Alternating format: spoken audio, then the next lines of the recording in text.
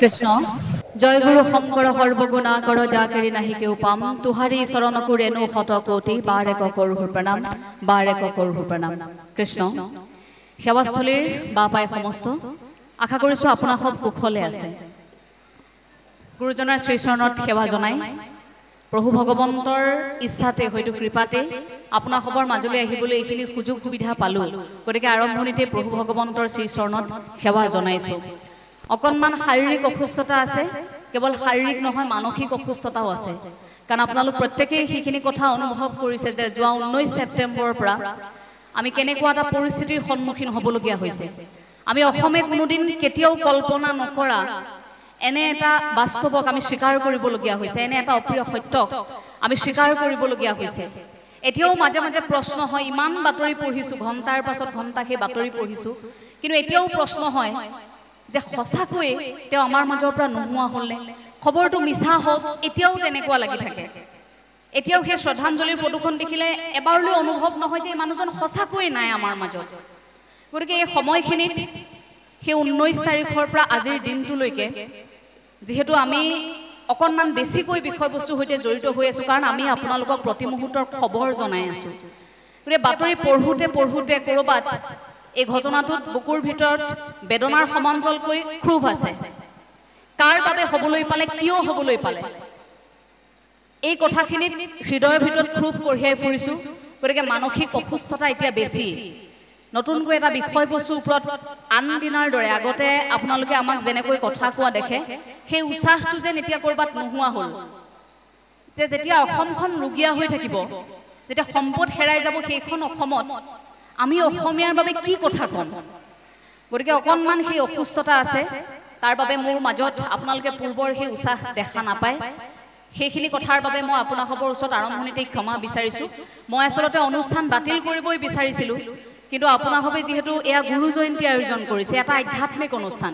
গতিকে ঈশ্বৰৰ সৈতে আমাৰ সম্পৰ্কটো শক্তিশালী কৰাৰ এতিয়া সময়। গতিকে এইখিনি সময়ত মই আপোনালোকৰ আশীৰ্বাদ ল'বলৈ আহিলোঁ, আৰু মই ঈশ্বৰৰ আশীৰ্বাদ ল'বলৈ আহিলোঁ। আপোনালোকৰ সৈতে একেলগে ঈশ্বৰক অনুৰোধ জনাবলৈ আহিলোঁ যে প্ৰভু, তুমি যদি চাই আছা, তুমি বিচাৰ কৰিবা, ন্যায় বিচাৰ কৰিবা। গতিকে সেই কামনা কৰিহে মই আজি আপোনালোকৰ মাজলৈ আহিলোঁ।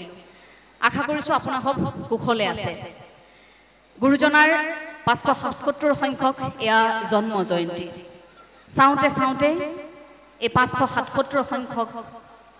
ইমানটা বছৰ পাৰ হৈ গ'ল। গুৰুজনাৰ আদৰ্শ এক শৰণ হৰিনাম ধৰ্ম, গোটেই জাতিটো অসম ভূমিত জিলিকি থাকিব পৰাকৈ গুৰুজনে আমাক কি দি থৈ যোৱা নাই। গোটেই জাতিটো কেতিয়াও দুৰ্বল নোহোৱাকৈ থাকিব পৰাকৈ মনুষ্য জাতিয়ে কেতিয়াও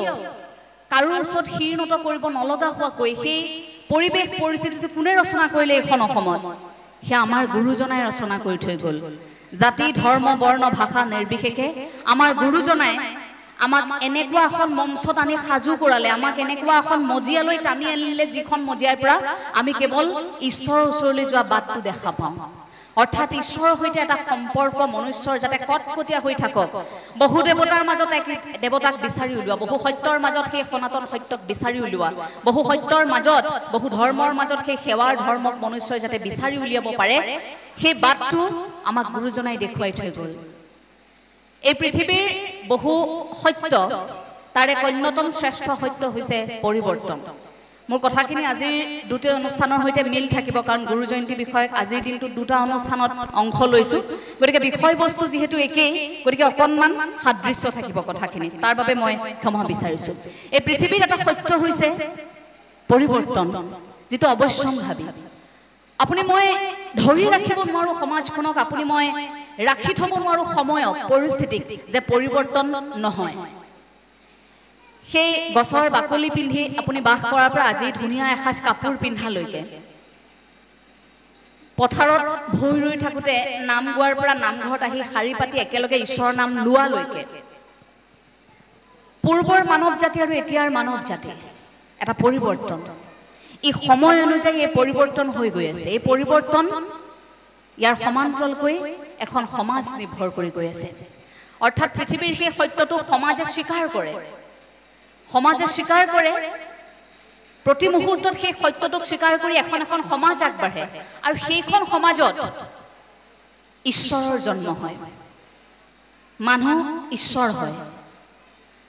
মানুহ ঈশ্বৰ কেনেকৈ হয় আপোনাৰ মোৰ শৰীৰটো মাটিৰ দেহ মৃন্ময় আমি কওঁ যে পঞ্চভূতত বিলীন হৈ যায় আপোনাৰ মোৰ শৰীৰটো যেতিয়া আত্মাটো ওলাই যায় তেতিয়া আমাৰ এই শৰীৰটো পঞ্চভূতত বিলীন হয় কাৰণ মাটিৰ দেহ এইটো বিলীন হ'বই এই মৃন্ময় সত্তাটোত এটা চিন্ময় সত্তাৰ যোগ হয় অৰ্থাৎ যাক দেৱসত্তা বুলি কোৱা হয় সেই দেৱসত্তাটো কেনেকৈ আহে যেতিয়া মানুহৰ শাৰীৰিক গঠনৰ সমান্তৰালকৈ আমাৰ মানসিক স্তৰটো ঊৰ্ধ্বমুখী হয় সময় পৰিস্থিতি সাপেক্ষে আমাৰ যেতিয়া মানসিক স্তৰটো ঊৰ্ধ্বমুখী হৈ গৈ থাকে তেতিয়া লাহে লাহে সেই চিন্ময় সত্তাটো দেৱসত্তাৰ সংযোজন হয় সেয়া দেৱসত্তা যাক শাস্ত্ৰীয় জ্ঞান অনুসৰি জীৱন দৰ্শন বুলি আমি অনুভৱ কৰোঁ আৰু আমাৰ গুৰুজনাৰ সেই আদৰ্শগত কথাবোৰে দেৱসত্তাটো কেনেকৈ প্ৰাপ্তি কৰিব পাৰি সেই কথাখিনি বুজাইছিল কনফুচিয়াছে কৈছিলে perfect man is god god কি GOD গড কি G for generator O for operator D for destroy যি সৃষ্টি কৰিব পাৰে যি পৰিচালন কৰিব পাৰে যি ধ্বংস কৰিব পাৰে সেইজনেই ভগৱান সেইজনেই সৃষ্টিকৰ্তা শ্ৰীকৃষ্ণই গীতাত কি কৈছিল যে জ্ঞানী লোকসকল মোৰ আত্মা যি মোক বুজিব সেইসকল মোৰ আত্মা আৰু যিসকলে বুজি পাব সেইসকলে সেই আত্মাটোৰ সৈতে এটা সম্পৰ্ক মজবুত কৰিব অকল আত্মাটোৰ সৈতে নহয় আত্মাটোৰ পৰা পৰমাত্মালৈ আৰু এটা বাট আছে কিন্তু তাৰ প্ৰথম জখলাটো এই নিজৰ আত্মাটোক অনুভৱ কৰা জগতগুৰু শ্ৰীমন্ত শংকৰদেৱ গুৰুজনাই কৈছিল যে বিষ্ণুৰ অৱতাৰ প্ৰতিগৰাকী মনুষ্য আমি প্ৰত্যেকৰে হৃদয়ত সেই এটা সত্তা কঢ়িয়াই ফুৰিছোঁ কিন্তু ক'ৰবাত আমি যেন মনুষ্য জাতি এতিয়া সেই সত্তাটোক অনুভৱ কৰাত বিফল হৈছোঁ ক'ৰবাত যেন আমি অন্তৰত কঢ়িয়াই ফুৰা সেই আত্মাক আমি উপলব্ধি কৰিব পৰা নাই যাৰ বাবে আপুনি মই আজি ক'বলগীয়া হয় যে আমাৰ মাজত আধ্যাত্মিকতাৰ কথাবোৰ যেন নোহোৱা হ'ল আধ্যাত্মিকতানো কি ই আত্মাৰ চেতনাৰ এটা উপলব্ধি যিটো প্ৰক্ৰিয়াৰ দ্বাৰা আপুনি উপলব্ধি কৰিছে যে আপোনাৰ এই শৰীৰটোৰ ভিতৰত কিবা এটাটো আছে যিটো নোহোৱা হৈ গ'লে আপুনি অচল হৈ যায় যিটো নোহোৱা হৈ যোৱাৰ দিনটোতেই আপোনাৰ শৰীৰটো পঞ্চভূতত বিলীন হৈ যায় এই আত্মাটোৱে আপোনাক কঢ়িয়াইহে লৈ ফুৰিছে এই শৰীৰটোৰ ভিতৰত আত্মাটো আছে সেইটোৰ শুদ্ধিৰহে এতিয়া আমাক প্ৰয়োজনীয়তা আছে গতিকে গুৰুজনাই সেইখিনি উপলব্ধি কৰিব পৰাকৈ গুৰুজনাই নিজৰ আদৰ্শত যেতিয়া নৱবৈষ্ণৱ আন্দোলনৰ এটা জাগৰণ সৃষ্টি হৈছিল তাত খুব সুন্দৰকৈ সেৱা ৰসৰ সংযোজন ঘটাইছিল আপুনি যদি চৈতন্যদেৱৰ কথা চায় আপুনি যদি গুৰু নানকৰ কথা চায় শংকৰাচাৰ্যৰ কথা চায় বা আন আন ধৰ্মগুৰুসকলৰ যদি কথা আপুনি চায় সেইসকলৰ ভক্তিৰস গুৰুজনাৰ ভক্তিৰস আৰু সেৱাৰ আপুনি পৃথকতা দেখিব গুৰুজনাৰ আমাৰ বাবে সেই সেৱাৰ ৰস আৰু ভক্তিৰসৰ সংযোজন ঘটাই এই পথটো ইমান কটকটীয়া কৰি থৈ গৈছে য'ত মনস্তাত্ত্বিক দিশবোৰে আমাক খুব শক্তিশালী কৰি ৰাখে যে গুৰুজনাই কৈছিল যে ভক্তিৰসৰ বাটটোলৈ তুমি যাব পাৰিবা কিন্তু আৰম্ভণিতে সেৱাৰ ৰসৰ তুমি যাত্ৰাটোত যাব লাগিব অৰ্থাৎ প্ৰথম জখলা সেৱাৰ ৰস বোলে প্ৰথমে সেৱা কৰা সেৱাৰ এটা ধাৰণা তোমাৰ মনত থাকিব লাগিব তুমি মনুষ্যৰ সেৱা কৰিব লাগিব তাৰ পাছতহে তোমাৰ ভক্তি আমি ভক্তি কৰিবলৈ আগবঢ়াৰ আগত গুৰুজনাই কৈছিল যে সেৱাৰ ৰস পান কৰিবলৈ আমি প্ৰত্যেকেই শিকিব লাগিব এই অসম ভূমিত গুৰুজনাই সেই এক শৰণ হৰিনাম ধৰ্ম প্ৰচাৰ কৰোঁতে মূল নীতি যি 9টা লৈছিল তাৰে মূল 3টা হৈছে কায় মন বাক্য তাৰ ভিতৰত বাকী অংশবোৰ সোমাই পৰে গতিকে সেই নীতিৰ মূল আধাৰটোৱে হৈছে সেৱা ৰস আৰু ভক্তি ৰস এতিয়া সেৱা ৰসৰ যদি আপোনালোকক খুব সহজকৈ এটা উদাহৰণ দিওঁ এটা কাহিনী এজন ব্যক্তি তেওঁ প্ৰত্যেক দিনে এজন ডাঙৰ ব্যৱসায়ী তেওঁ প্ৰত্যেক দিনে যিকোনো কাম কৰাৰ আগতে ঈশ্বৰৰ ওচৰলৈ এবাৰ হ'লেও যায় মন্দিৰলৈ এবাৰ হ'লেও যায় তেওঁ ঈশ্বৰক সেৱা জনাইহে যিকোনো কাম কৰে কিন্তু সেইদিনা তেওঁ খুব দৌৰা-দৌৰি আছিল তেওঁ ঈশ্বৰৰ ওচৰলৈ যাব পৰা নাই গতিকে মন্দিৰলৈ যাব নোৱাৰি তেওঁ কি কৰিলে তেওঁ ঘৰখনত থকা তেওঁ কাম কৰা তেওঁৰ সহায়ক গৰাকীক তেওঁ কাম কৰা মানুহগৰাকীক ক'লে যে তুমি এই 100 টকাটো লোৱা আজি মোৰ সময় নাই ঈশ্বৰৰ ওচৰলৈ যাবলৈ তুমি মোৰ হৈ ভগৱানক দি থৈ আহিবাচোন 100 টকাটো এতিয়া 100 টকাটো তেওঁ লৈ পিছদিনা গৈছে তেওঁ মালিকে দি পঠিয়াইছে 100 টকাটো ভগৱানক দিবগৈ লাগিব হয়নে সেইখিনি সময়ত তেওঁ দায়বদ্ধতা আছে এতিয়া মন্দিৰলৈ গৈছে মন্দিৰ পাওঁ সেই সময়খিনিতে দেখিছে বহুকেইজন ভোকাতুৰ মানুহ বহি আছে, যিকেইগৰাকী মানুহে তেওঁক আগুৰি ধৰি কৈছে যে আমাক কিবা এটা খাবলৈ দিয়া, আমি খুব ভোকত আছো, কিবা এটা আমাক খোৱাৰ ব্যৱস্থা কৰি দিয়া। এতিয়া তেওঁ চাইছে হাতত 100 টকা এটা আছে, তাকো 100 টকাটো মালিকে দি পঠিয়াইছে, 100 টকাটো ভগৱানক দিবগৈ লাগিব, এতিয়া কি কৰোঁ? তাৰপাছত ভাবিলে যে ইয়াৰ পৰা মই কিবা এটাতো খৰচ কৰিব পাৰিম, গোটেইটো ভগৱানক নিদিলেও। গতিকে ভাবিলে যে এই 100 টকাটোৰ পৰা যি পাৰোঁ অকণমান খৰচ কৰি এওঁলোকক কিবা এটা খুৱাই দিওঁ। তাৰপাছত কি কৰিলে, তেওঁলোকক খোৱালে। কিমান টকাৰ খোৱালে জানেনে? 98 টকাৰ খোৱালে। খৰচ হ'ল 98 টকা। এতিয়া 98 টকা সেইসকল ভোকাতুৰক খুৱাই তাৰপাছত সেই 2 টকাটো লৈ ঈশ্বৰৰ ওচৰ পাইছেগৈ আৰু ঈশ্বৰক কৈছে যে প্ৰভু তুমি দুখ দাই নধৰিবা, মালিকে মোক 100 টকা দিছিল তোমাক দিবলৈ, কিন্তু বাটত যিহেতু মই সেইসকল ভোকাতুৰক পালোঁ, তেওঁলোকক 98 টকা খোৱালোঁ, তুমি জানাই 2 টকা এটা মই যেনে তেনে তোমাৰ কাষলৈ আনিছোঁ, তুমি আশীৰ্বাদ কৰিবা মোৰ মালিকক, তেওঁ তোমাক খুব ভাল পায়। এই কথাটো গ'ল। পিছদিনা মালিকে সপোনত দেখিছে, সেই মানুহজনে যিজনে পঠিয়াইছিল তেওঁ সপোনত দেখিছে, ঈশ্বৰে তেওঁ সপোনত আহি দেখা দি কৈছে যে ভক্ত, তুমি দিয়া 98 টকাটো মই পালোঁ, তুমি কুশলে থাকা, তোমাৰ ভাল হ'ব, তুমি দিয়া 98 টকাটো মই পালোঁ। এতিয়া মানুহজনে কি ভাবিছে যে মোৰ কাম কৰা মানুহজন বৰ ভাল মানুহ দেই, তেওঁ মই কোৱা মতে টকাটো তাত দিলেগৈ ঈশ্বৰৰ ওচৰত, মই নিদিব বুলি ভাবিছিলোঁ, তথাপিও তেওঁ দিলেগৈ,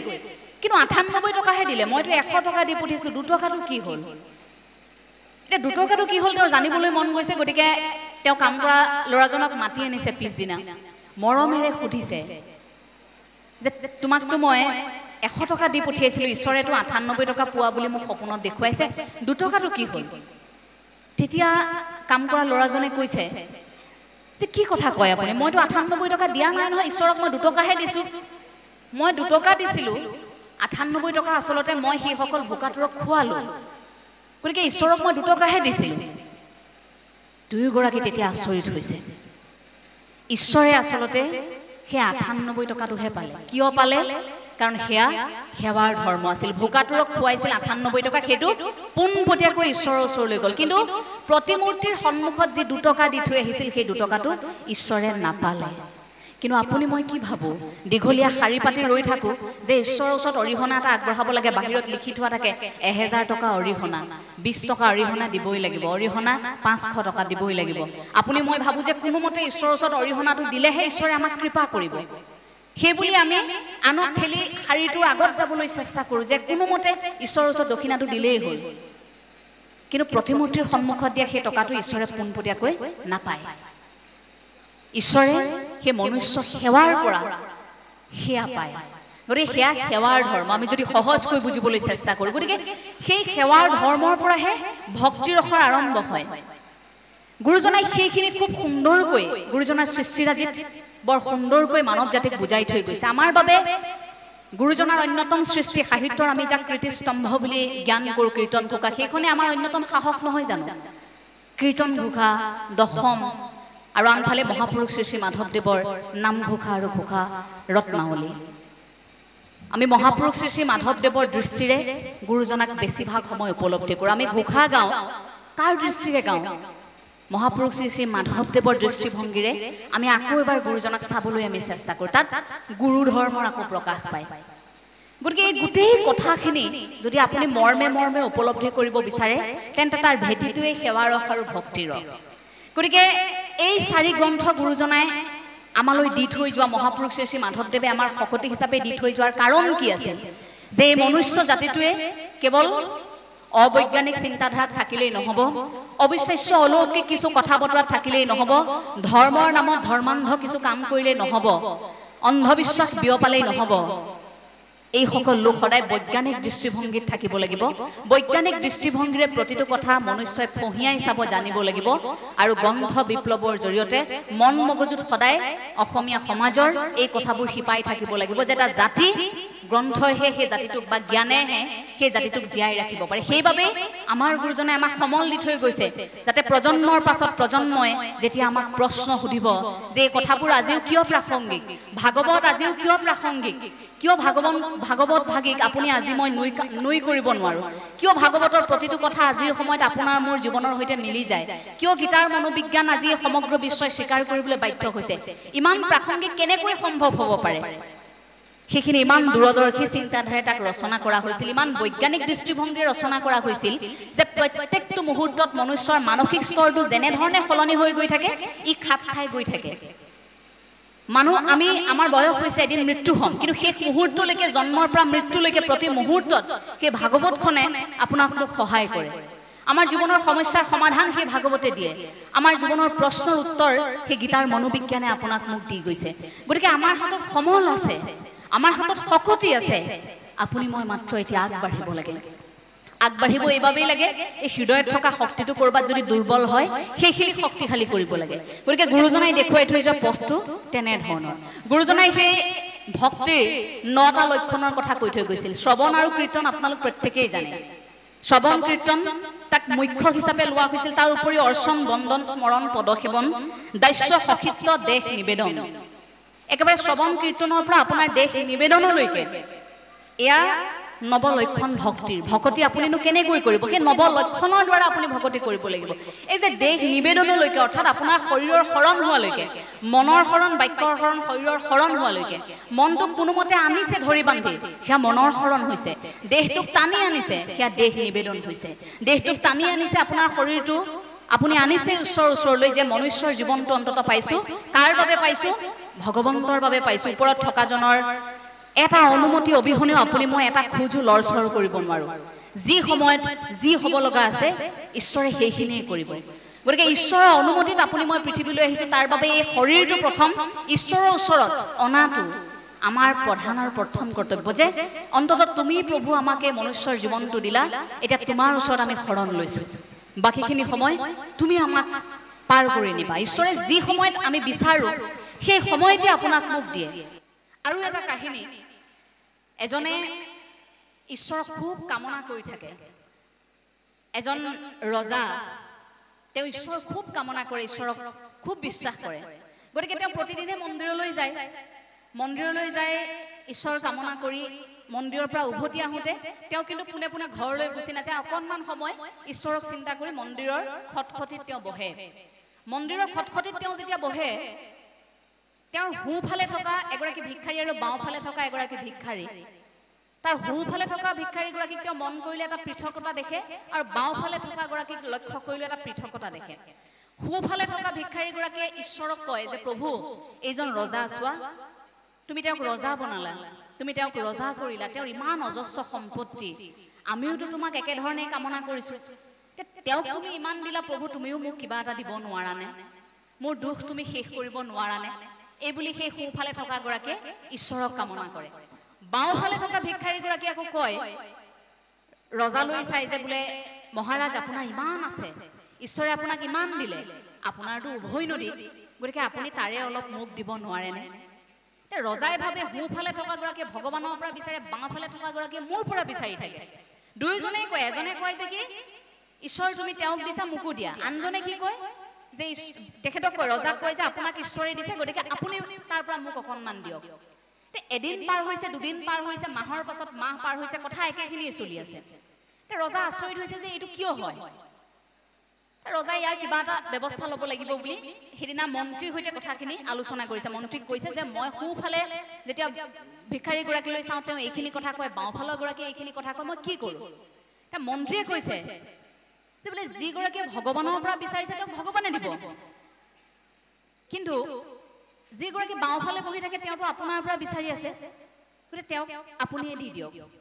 ইগৰাকীক ভগৱানৰ পৰা বিচাৰি আছে, তেওঁক ভগৱানে দিব দিয়ক, আপুনি চিন্তা কৰিব নালাগে।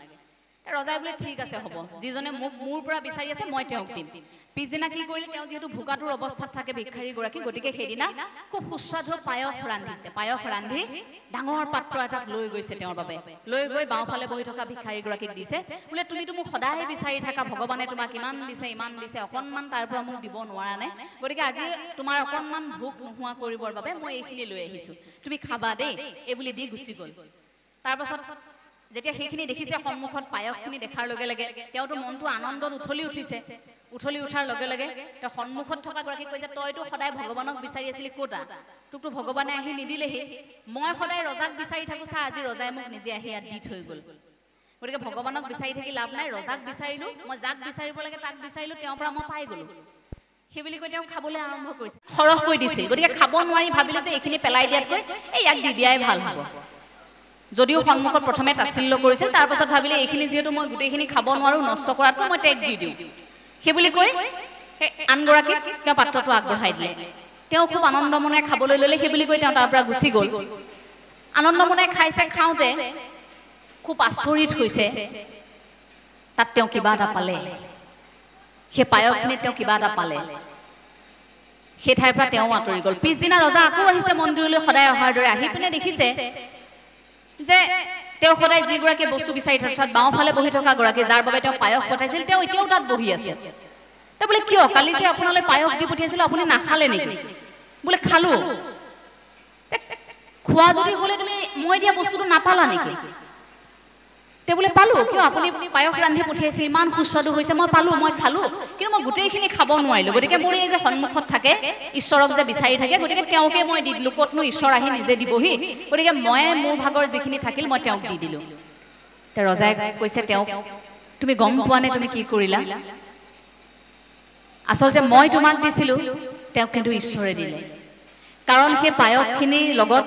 মই কেইটামান সোণৰ মুদ্ৰা দি পঠিয়াইছিলোঁ 10টা সোণৰ মুদ্ৰা দি পঠিয়াইছিলোঁ সেইখিনি মই তোমাৰ বাবে দি পঠিয়াইছিলোঁ কিন্তু ঈশ্বৰৰ লীলা চাওক যি প্ৰাৰ্থনা কৰিছিল ঈশ্বৰৰ পৰা তেওঁ সেইখিনি কিন্তু পাই গ'ল সময়তে পাই গ'ল কিন্তু সেই ব্যক্তিগৰাকীয়ে ঘুণাক্ষয় গম নাপালে তাত যে সোণৰ মুদ্ৰা কেইটা আছিল গতিকে সেইখিনি মুহূৰ্তত দুয়োগৰাকীয়ে অনুভৱ কৰিছে যে ঈশ্বৰে যাক যেনেকৈ যি সময়ত যি দিব লাগে সেইখিনি নিৰ্দিষ্ট সময়তে দিব আপুনি মই খৰধৰ কৰি বা দৌৰা দৌৰি কৰি লাভ নাই যে নিৰ্দিষ্ট সময়ত আপোনাৰ মোৰ বাবে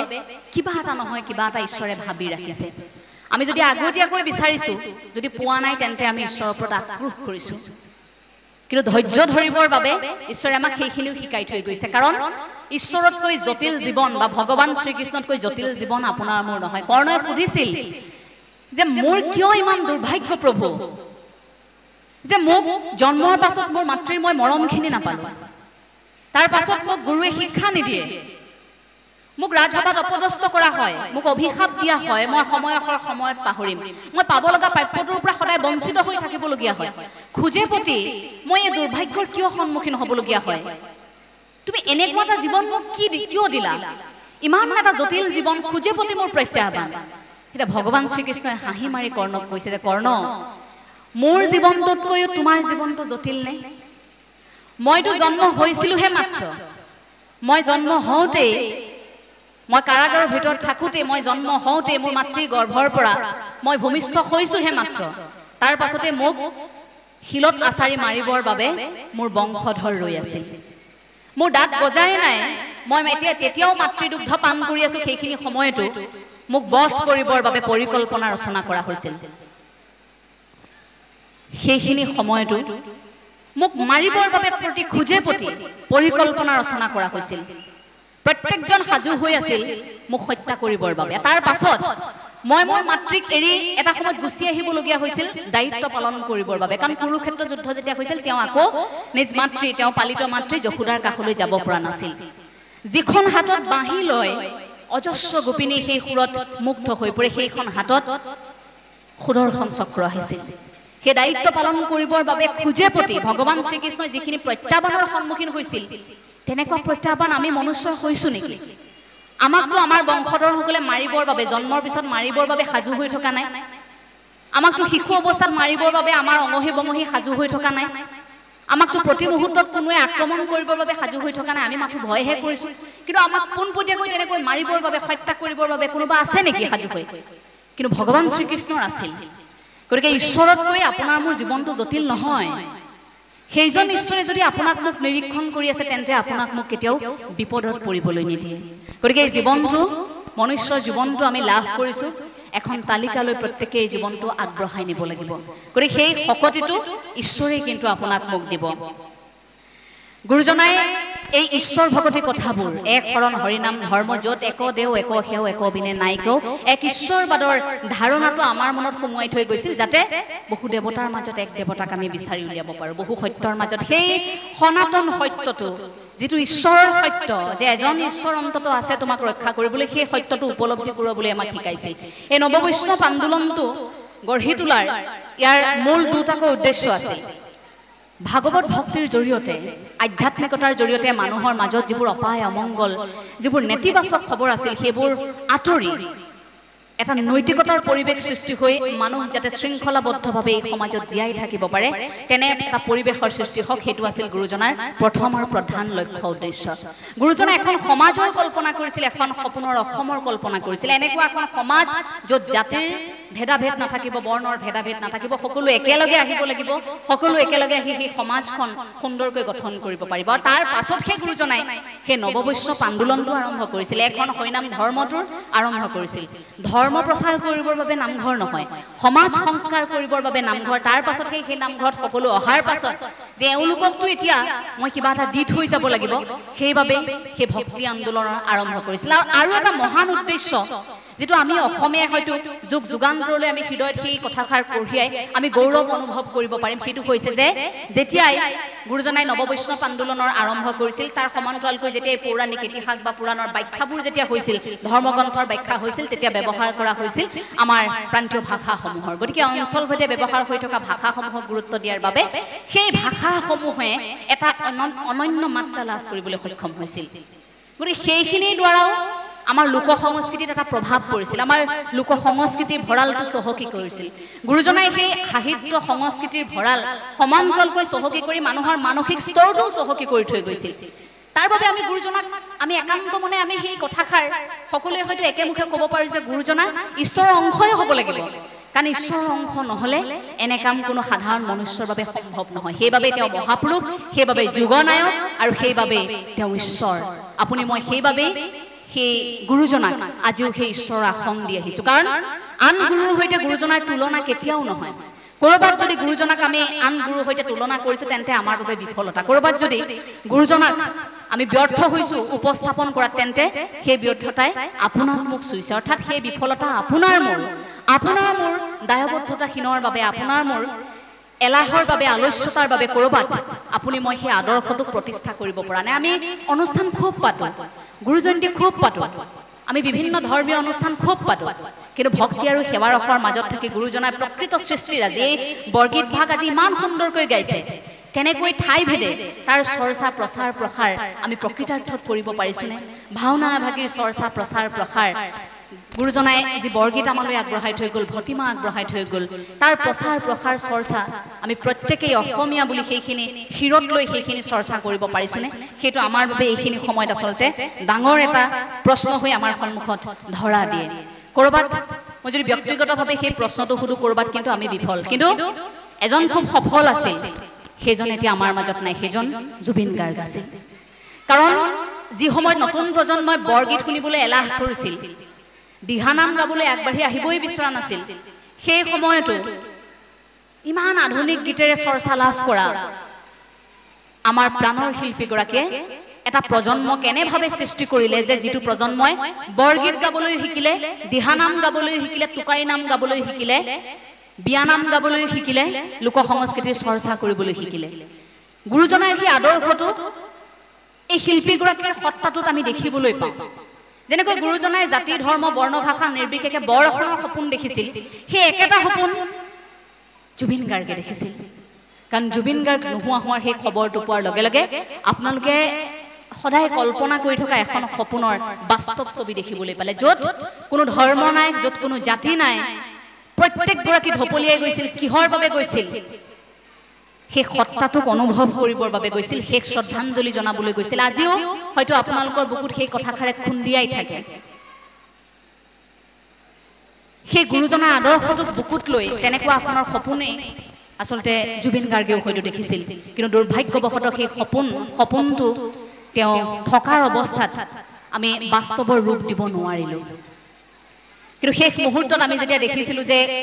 প্ৰত্যেকগৰাকী যেতিয়া ঢপলিয়াই আহিছিল মছজিদত যেতিয়া মায়াবিনী বাজি উঠিছিল যেতিয়া শ্মশান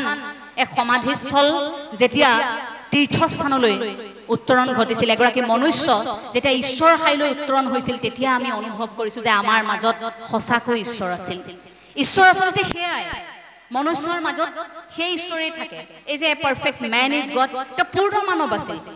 যাৰ বাবে তেওঁ ইমান কম বয়সত এইখিনি আমাক দি থৈ যাব পাৰিছিল সেই পূৰ্ণ মানৱৰ সত্তাটো আমি ঈশ্বৰ বুলি এতিয়া গণ্য কৰিছো আপুনি সংগীতৰ ভগৱান আমি অলৌকিকতাটোক স্বীকাৰ কৰিব লাগিব এই সাধাৰণ মনুষ্যৰ বাবে সম্ভৱ নহয় গতিকে সেইখিনি কথা আমি সেই শিল্পী সত্তাটোৰ পৰা অনুভৱ কৰিব পাৰোঁ সেই শিল্পী সত্তাটোৱে গুৰুজনাক বহু আগতে অনুভৱ কৰিছিল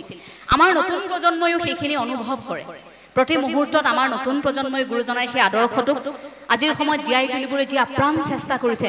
তাৰ বাবে আমি শলাগ ল'ব লাগিব আমি তেওঁলোকক কৃতজ্ঞতা জনাব লাগিব আৰু গুৰুজনাই কোৱাৰ দৰে আমি বাক স্বাধীনতাক আমি সন্মান জনাব লাগিব আমি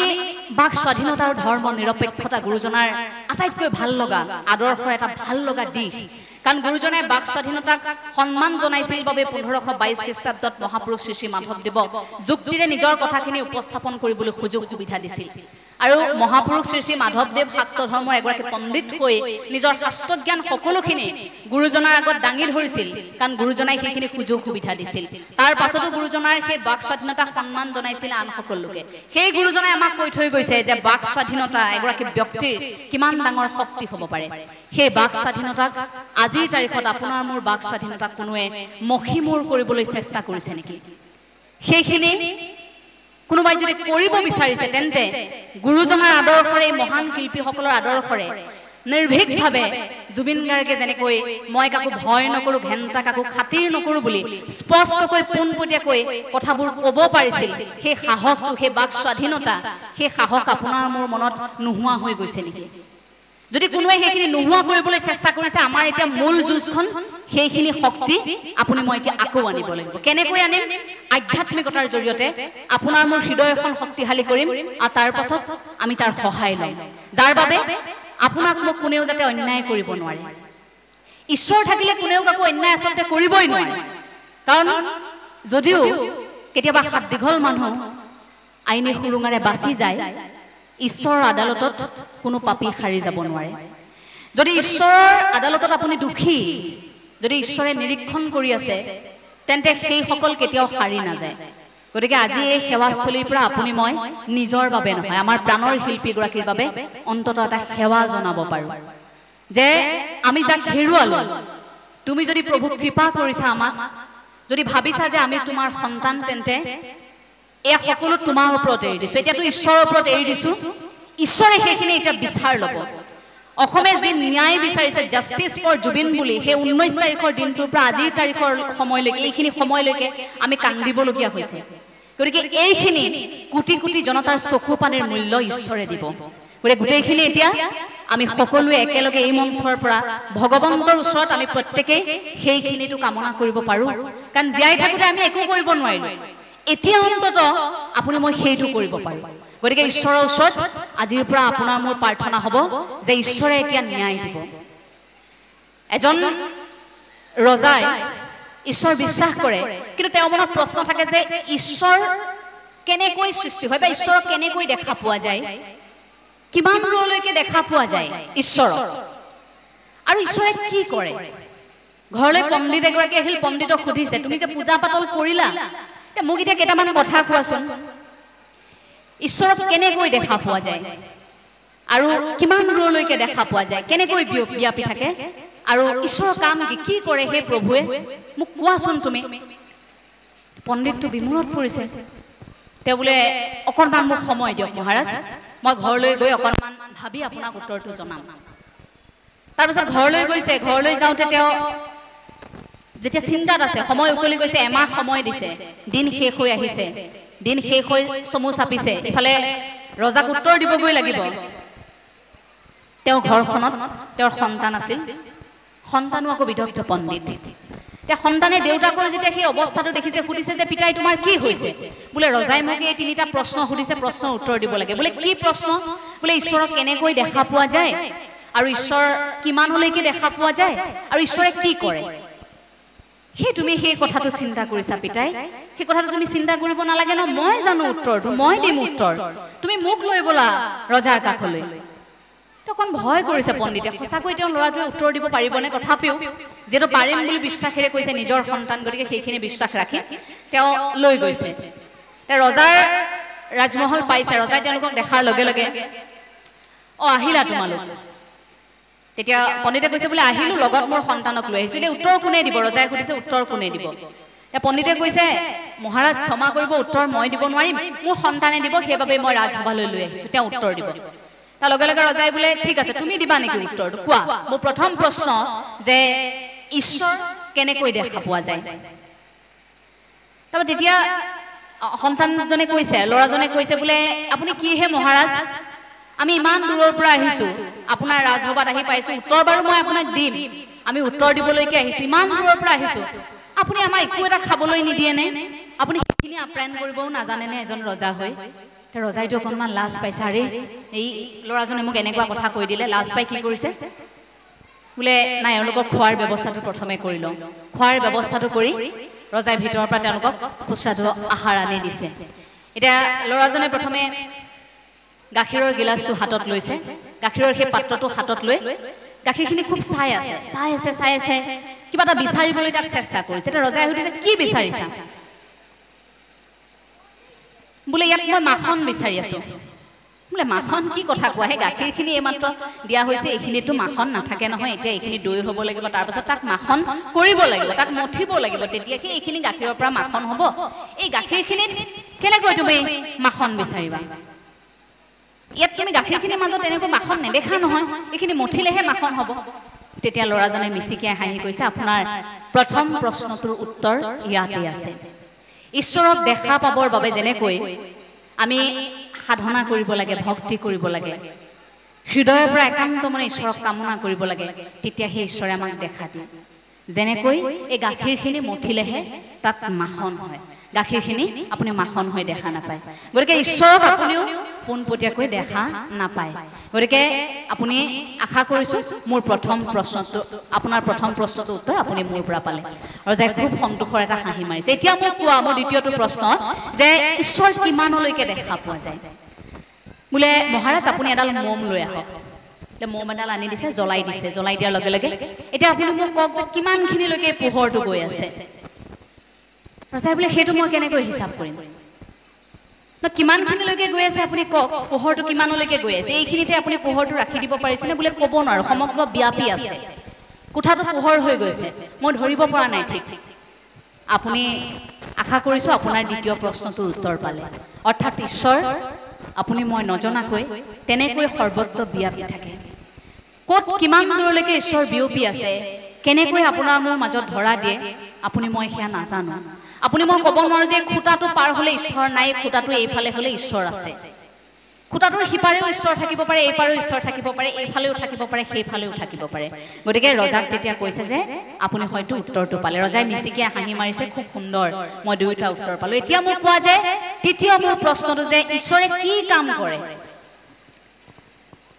তাৰপিছত তেতিয়া ল'ৰাজনে কৈছে ঠিক আছে মই উত্তৰটো দিম কিন্তু মহাৰাজ আপুনি মোক এটা কথা কওক আপুনি প্ৰশ্নটো গুৰু হৈ সুধিছে নে আপুনি শিষ্য হৈ সুধিছে বোলে হেই কি কথা কয় মই গুৰু হৈ সোধা নাই মই শিষ্য হৈ সুধিছো যে মোক এতিয়া কওক মই শিষ্য হৈ এগৰাকী শিষ্য হিচাপে সুধিছো মোক এই কথাষাৰ কওক সেইবুলি তেওঁ কৈছে তেতিয়া ল'ৰাজনে কৈছে যে ঠিক আছে যদি আপুনি মোক আপোনাৰ তৃতীয় প্ৰশ্নটো ঈশ্বৰে কি কাম কৰে বুলি যেতিয়া আপুনি মোক সুধিছে তেন্তে আপুনি যদি শিষ্য হৈ সুধিছে তেন্তে মই গুৰু হিচাপে মই আপোনাক এই মুহূৰ্তত এটা আদেশ দিছো আপুনি সিংহাসনৰ পৰা নামি আহক ৰজাই লগে লগে নামি গৈছে ৰজা নামি যোৱাৰ লগে লগে সেই ল'ৰাজন সিংহাসনত বহিছে ৰজা সিংহাসনৰ পৰা বহি ল'ৰাজনে কৈছে মই যি ঠাইত বহি আছিলো আপুনি এতিয়া সেই ঠাইত বহক অৰ্থাৎ মই যিহেতু তলত বহি আছিলো গতিকে আপুনি মই বহি থকা সেই আসন আপুনি লওক আপুনি তাত বহক তাৰ ৰজা বহি পৰিছে সেইখিনিতে তাৰপাছত ল'ৰাজনে কৈছে সিংহাসনখনৰ পৰা যে মই এতিয়া যি কওঁ আপুনি তাকে শুনিব লাগিব বোলে উত্তৰটো দিয়া মোক যে ঈশ্বৰে কি কৰে তেতিয়া ল'ৰাজনে কৈছে ঈশ্বৰে এইটোৱেই কৰে মুহূৰ্ততে মই সেই কিছু মুহূৰ্তৰ আগত আপোনাৰ ৰাজদৰবাৰত